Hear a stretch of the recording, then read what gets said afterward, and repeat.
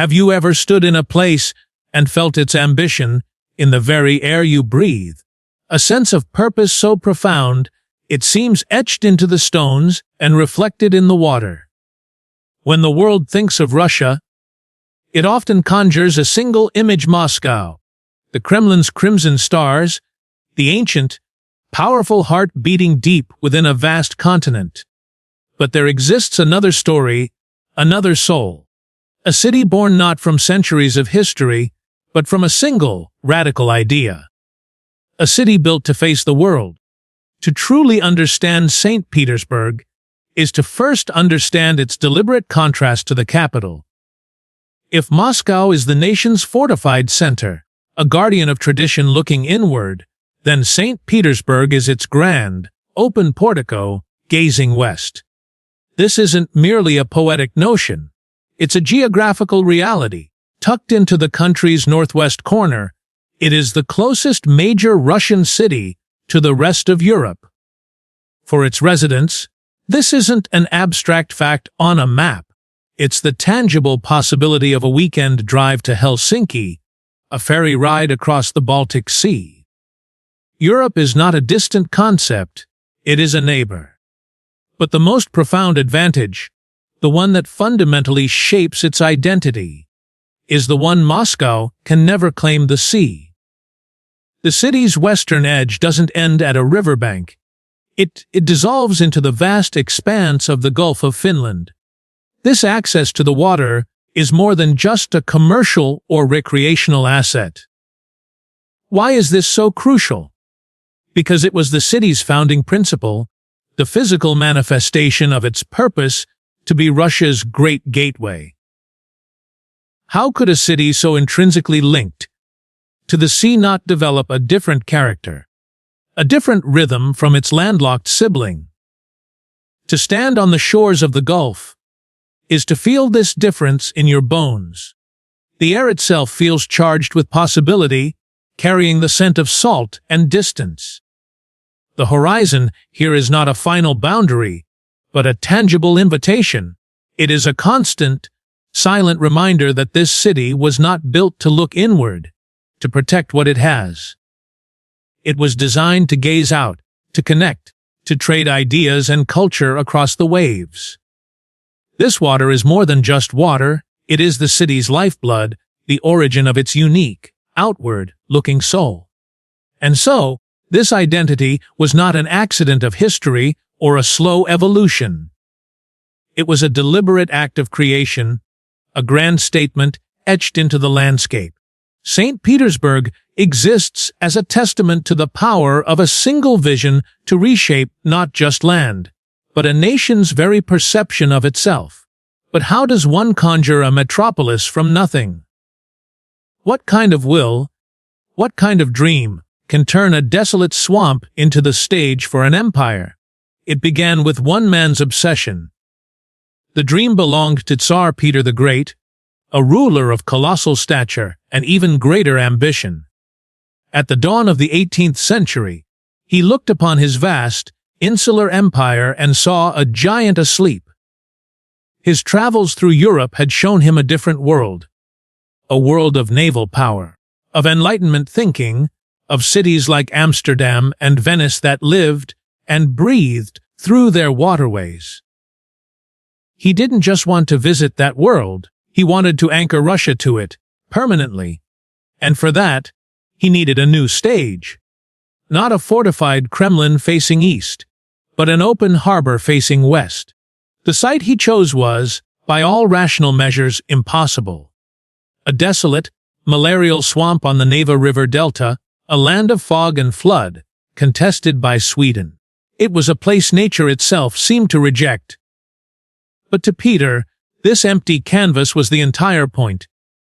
He wasn't inheriting a city, he was willing one into existence.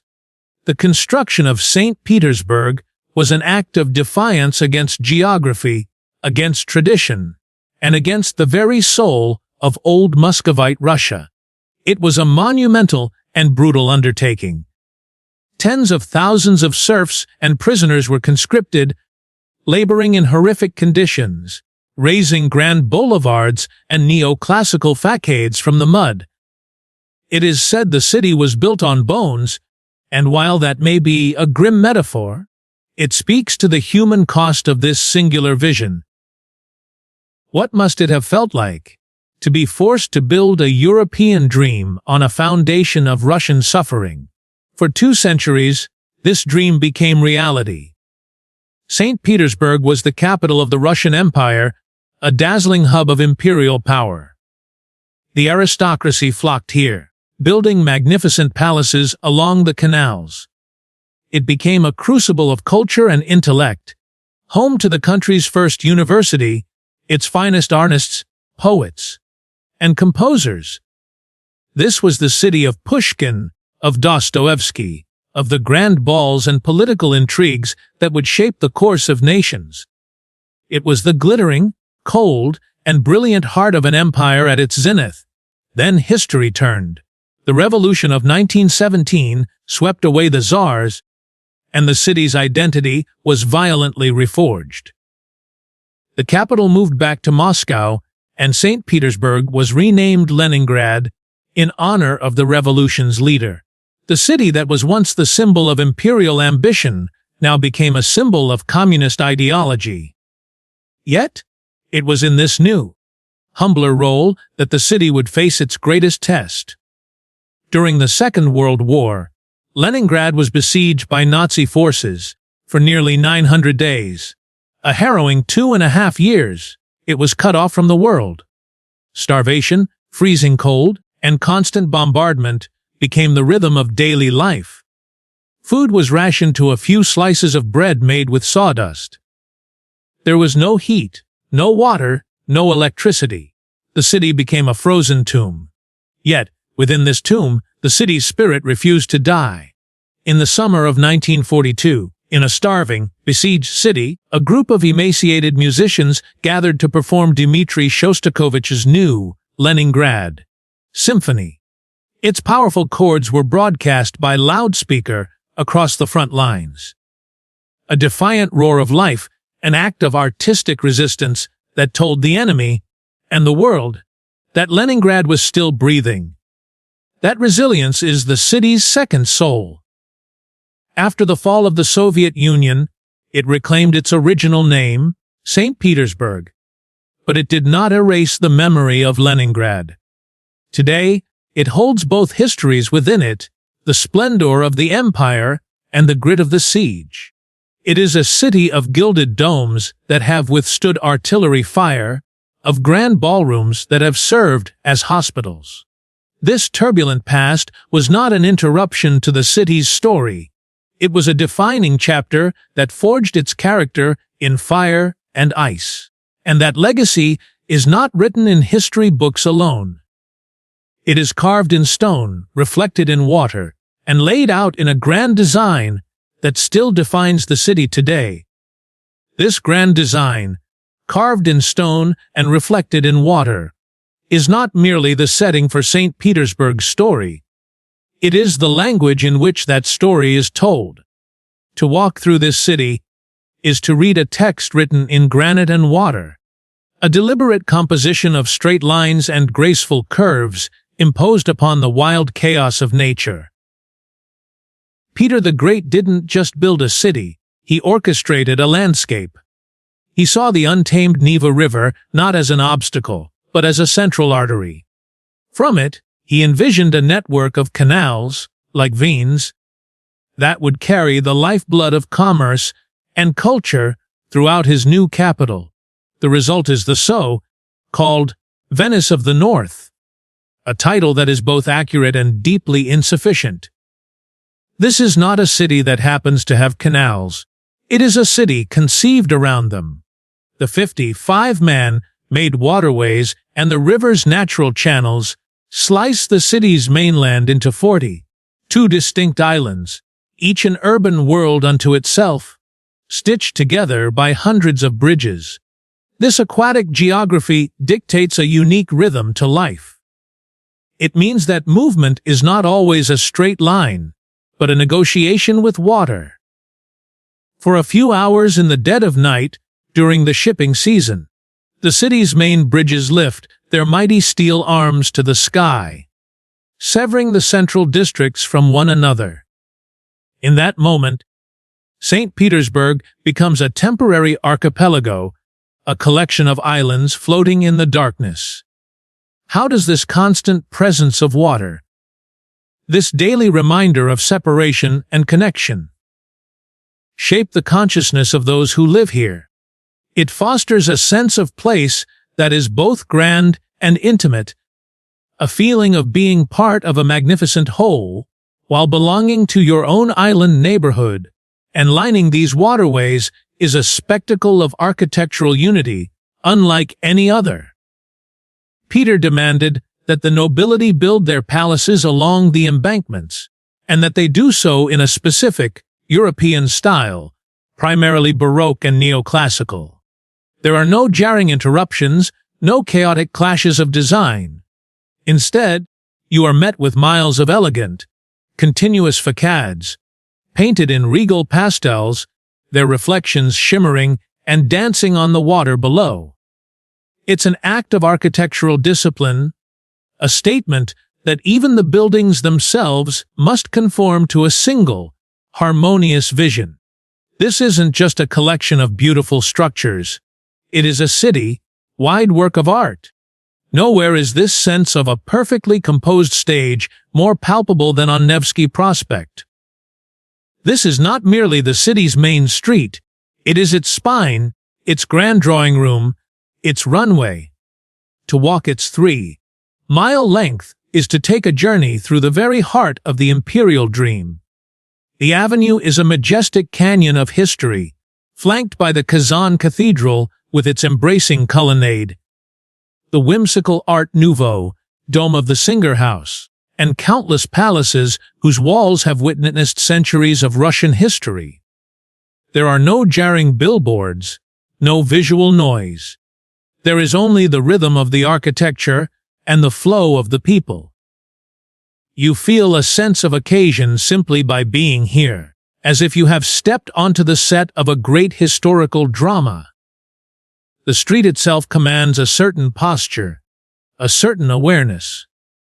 It is the city's soul made visible, a place where the grandeur of the past meets the vibrant pulse of the present in every footstep. So the city presents itself as a masterpiece of human order, a triumph of rational design, straight avenues, and graceful, solid stone.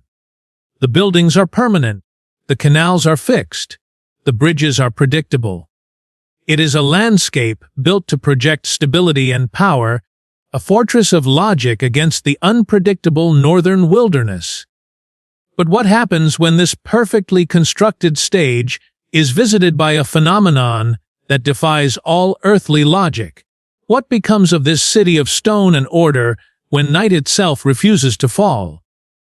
It arrives not as a sudden event, but as a slow, dreamlike transformation. Beginning in late May, the strict boundary between day and night begins to dissolve. The sun dips reluctantly toward the horizon, lingers there for an impossibly long time, and paints the sky in a palette of pale gold, rose, and pearlescent gray. This is the phenomenon known as the white nights. It is a time when midnight feels like twilight, and the city is bathed in a soft, ethereal glow that seems to emanate from the very air. In this strange, liminal light, the city's stern, imperial architecture softens. The gilded dome of St. Isaac's Cathedral seems to float, and the granite embankments take on the texture of velvet. Time itself feels suspended, stretched thin. This is more than just a peculiar astronomical quirk, it is the city's cultural crescendo. The White Nights unleash a collective energy, a city-wide celebration of light and life. The perpetual twilight becomes an invitation to defy the clock. People spill out from their apartments and onto the streets, promenading along the canals until 3 or 4 in the morning. The city becomes a stage for an endless festival. There are outdoor concerts, impromptu dance parties, and the spectacular scarlet sails, event, where a magnificent tall ship with red sails glides down the Neva under a sky exploding with fireworks. How can a people, after enduring long dark and brutal winters, not respond to this gift of endless light with an almost feverish joy? It is a catharsis, a release. The white nights are the moment when the city's reserved, northern soul throws open its arms and embraces a temporary, beautiful madness. And at the heart of this cultural life, both during the white nights and throughout the year, is an almost religious devotion to high art. If St. Petersburg's urban plan is its skeleton, then art is its very soul. This is, unequivocally, the cultural capital of Russia. It is a city of over 200 museums, where one can spend a lifetime exploring and still not see everything. The most formidable of these is the State Hermitage Museum. To call it a museum is an understatement.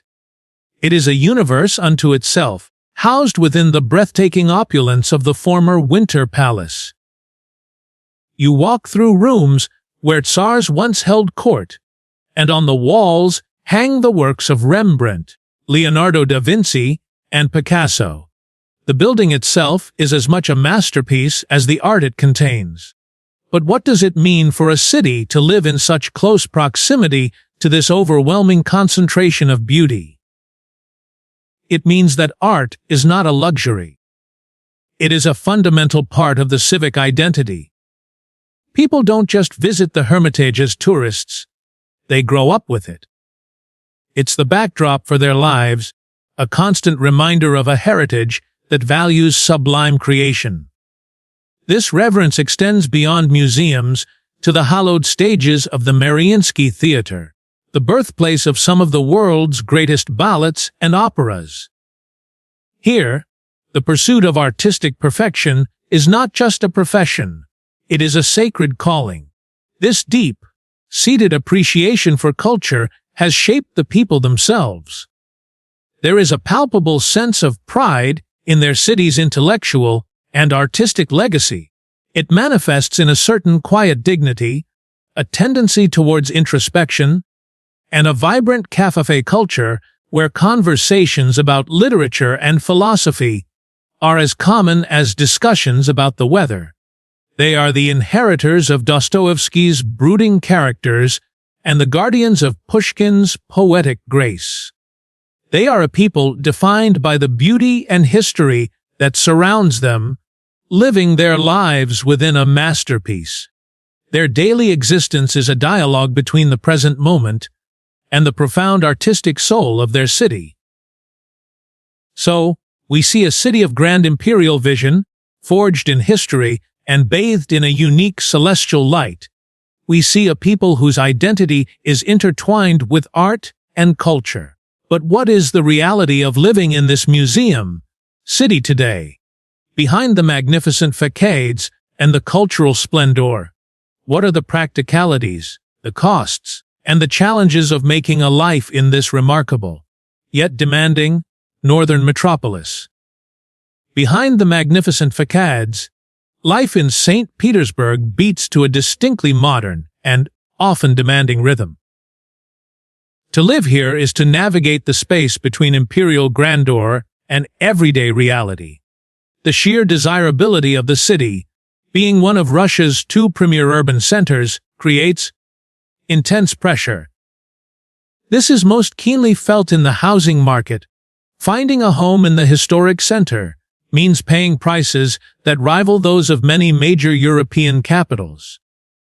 For many, this dream is out of reach, pushing them to the city's periphery, into sprawling high-rise districts that feel a world away from the canals and palaces. Here, in these newer neighborhoods, the grand narrative of the city gives way to the more personal stories of daily commutes, family budgets, and the universal challenge of making ends meet. It's a reminder that even in a city that looks like a fairy tale, life is governed by practicalities. Navigating this sprawling metropolis requires descending beneath the surface into an underworld of breathtaking art and efficiency. The St. Petersburg Metro is not merely a transportation system, it is a subterranean palace for the people. Built deep underground to tunnel beneath the Neva's many channels, each station is a unique work of art. There are gleaming marble halls, intricate mosaics celebrating Russian history and science, and grand chandeliers that would not look out of place in a Tsar's ballroom. Why would a society invest such immense resources and artistic effort into a public utility? Because it reflects a core belief that beauty and grand design should not be reserved for the elite, but should be part of the everyday fabric of life for everyone. Riding the metro here is a daily journey through a gallery, a constant, democratic exposure to the city's artistic soul. And yet, this life of beauty and efficiency comes with a trade-off, a price exacted by the city's northern geography. The same latitude that provides the gift of the white nights also delivers long, unforgiving winters. For months, the city is shrouded in darkness and blanketed in snow, and the sky is often a heavy sheet of gray. The persistent rain and damp cold can seep into one's spirit, demanding a certain resilience, a particular kind of inner fortitude to endure. So, what is St. Petersburg? It is a city of profound dualities. It is European in its architecture, yet unmistakably Russian in its soul. It is a place of refined, high culture that has endured the most brutal hardships. It is a stage for imperial splendor, yet its metro system is a monument to the common person. It is bathed in the ethereal light of summer, yet hardened by the deep darkness of winter. To understand, it is to hold these contradictions in balance, to see that one cannot exist without the other. The city's beauty is made more poignant by the memory of its suffering. Its outward-looking ambition is tempered by a deep, introspective spirit. It is, in the end, not a rival to Moscow, but its perfect counterpoint. If Moscow is Russia's ancient, powerful heart, beating with the rhythm of history and authority, then St. Petersburg is its contemplative mind, forever gazing outward, questioning, creating, and dreaming. It stands as a powerful testament that a nation's greatness is not measured in power alone, but in its capacity for beauty, its resilience in the face of tragedy, and its courage to build a breathtaking dream on the edge of the world. This is not just a city to be visited, it is an idea to be experienced, a story written in water and stone, waiting to be read.